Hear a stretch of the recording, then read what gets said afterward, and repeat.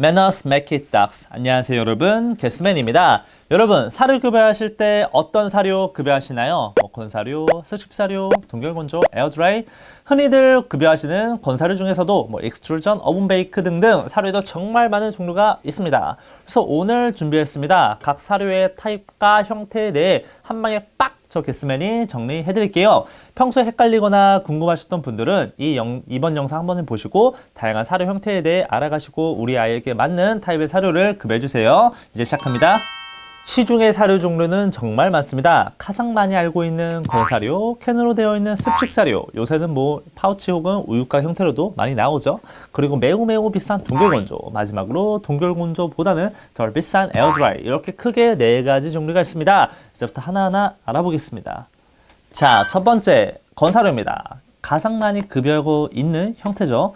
건사료는 보통 모든 원료를 한 번에 다 섞고 고압 혹은 고열로 빡 가공해서 만듭니다. 크게 익스트루전 방식과 오븐베이크 2가지 형태로 구분할 수 있습니다. 첫 번째 익스트루전 공법은 고압 고열을 원조를 빡 가하고 마지막 사출할 때 팽창시켜서 사료를 만드는 방식입니다. 그래서 알갱이가 더 단단하고 동일한 형태가 주로 나오죠. 여러분이 알고 계신 대부분의 건사료가 이 익스트루전 방식입니다. 두 번째, 오븐베이크 공법은 고열을 가하는 것은 같으나 사료 알갱이를 압축하거나 팽창시키지 않는다는 차이가 있습니다. 마치 빵을 만들 때처럼 오븐기에 사료 원재료를 이렇게 싹 넣고 아주 천천히 고열을 가해서 사료 형태를 만드는 공법이죠. 이러한 제조 공법의 차이로 이 익스트루전 사료보다 오븐베이크의 사료의 영양소 파괴가 상대적으로 더 적으며 기호성도 좀 좋은 편입니다. 대표적으로 오븐베이크 사료로는 하림 펫푸드, 아직 한국에는 런칭하지 않은 알레바 사료가 있습니다. 이러한 건사료의 장점은 첫 번째가 되게 보관이 편리하다는 것과 상대적으로 가격이 좀 저렴하다는 것입니다. 하지만 고온을 가하여 만드는 건사료의 특성상 영양소 파괴율이 높고 체내 흡수율이 떨어지게 된다는 단점도 있죠. 사실상 건사료는 뭔가 좀 사람의 편의를 위해 만들어진 사료 형태라고 전 개인적으로 생각하고 있습니다. 자, 두 번째 습식사료입니다. 보통 이렇게 통조림으로 알고 있죠. 습식사료는 원재료 그대로 물과 함께 이런 일정 용기에 넣고 빡 가열해서 만들어 매우 심플합니다. 형태로는 이렇게 통조림과 파우치 앤 우유곽 형태로 나뉘죠.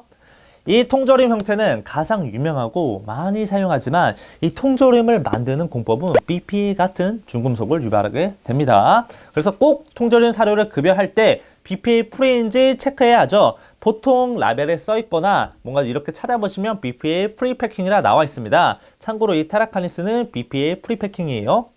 두 번째, 파우치 앤 우유곽 형태입니다. 통조림 같은 중금속 유발원이 아닌 특수 코팅된 파우치나 우유곽으로 제조한 형태인데요. 그 중에서도 이렇게 친환경 소재로 만들어서 중금속이나 다른 환경 문제를 유발하지 않은 우유곽 형태가 좀 더 나은 선택으로 전 보이고 있습니다.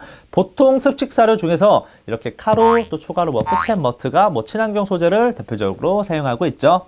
이 습식사료는 수분 함유량이 높아 음수량 충족에 좋고 소화하는 것 자체가 쉬워 아픈 아이에게 정말 좋습니다. 그러나 용기 자체의 BPA 중금속 검출 가능성과 개봉 후 이 변질 위험성이 너무 높아 주의해야 합니다. 자, 세 번째 동결건조 사료입니다.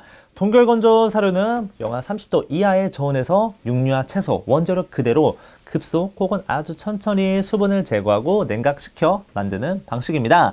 미국의 나사가 우주 식량을 위해 개발하고 만든 공법이기도 하죠. 우리 라면 프레이크 있죠? 그것도 동결건조입니다.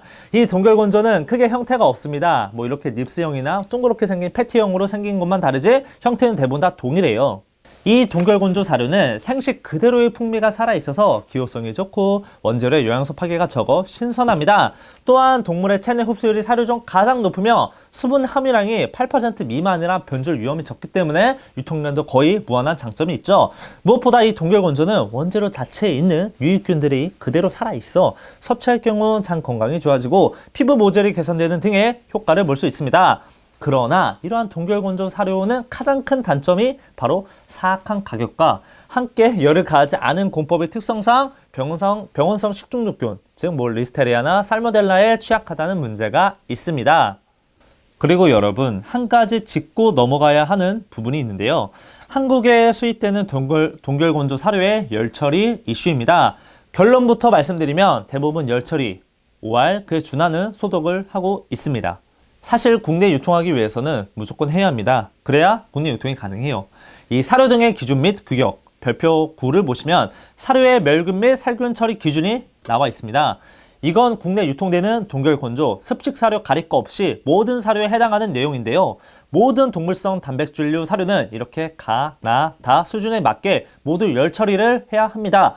그런데 이렇게 예외도 인정하는데 그 예외는 주로 간식류고 굳이 좀 더 딥하게 본다면 동결건조에 해당 사항은 세 번째인데요. 바로 식초 등 소독제를 이용하여 살균 처리 후 동결건조 방식입니다. 그리고 네 번째 방사선도 있는데 이건 방사선 예외로 할게요. 그래서 국내 유통되는 동결건조 사료에 실효성 논란이 있는 거죠. 이것은 보호자님이 수입사에 연락해서 정확하게 어떤 방식으로 멸균 및 살균 처리를 했는지 확인하시고 급여하시는 게 좋을 것 같습니다. 추가로 이 부분은 확실한 팩트체크가 필요하기에 동결건조 팩트체크로 자세하게 다뤄볼 예정입니다. 기대해주세요. 자, 마지막 네 번째 에어드라이입니다. 이 에어드라이 공법은 상대적으로 저온인 50에서 70도 저온이에요. 사이의 열로 아주 천천히 건조해서 사료를 만드는 방식입니다. 건사료 오븐 베이크 공법의 약간 상위 호환이라 생각하시면 됩니다. 동결 건조 사료와 원재료 퀄리티는 거의 동일하나 열을 가하고 상온에서 건조한다는 점이 차이가 있죠. 이 에어드라이 사료의 장점으로는 영양소 파기율이 동결 건조 다음으로 적고 영양소 흡수율과 기호성도 동결 건조 다음으로 좋은 편입니다. 그럼에도 동결 건조와 비교했을 때 가격적인 부담이 적은 게 이점이죠. 다만 단점으로는 이게 열풍 건조 방식이라 잘 부서지고 가루가 조금 날립니다. 그래서 에어드라이 사료 리뷰 보시면 좀 가루가 많다는 내용이 좀 보일 거예요. 근데 이건 사료의 문제라기보다는 공법 자체가 이래서 어쩔 수가 없습니다. 참고로 에어드라이로 한국에서 가장 유명한 브랜드는 GP가 있죠. 역사적 가장 오래되었고 원재료도 되게 확실해서 가성비도 또 괜찮은 편이라 저도 제 아이에게 자주 주는 편입니다. 자, 이렇게 오늘 총 4가지의 사료 형태를 알아봤습니다. 건사료, 스픽사료, 우리 동결건조, 에어드라이인데요. 짜잔! 제가 한 장의 표로 쉽게 정리했습니다. 일치정지 하시고 한번 보세요. 이 표는 제가 댓글로 이미지 링크 공유해 드릴 테니까 자유롭게 보시고 자유롭게 공유해 주세요. 자, 오늘 영상 보시면서 궁금하거나 잘못되었다고 생각되는 부분이 있다면 언제든지 댓글 달아주세요. 저는 언제나 열려있고 영상 내 정정된 부분이 있으면 바로 정정 게시물 올려드리고 있습니다. 참고로 이 모든 사료 선택은 보호장님의 몫이라는 걸 다시 한번 강조하며 이상 반려동물에 관한 모든 정보 반의 개스맨이었습니다. 여러분 감사합니다.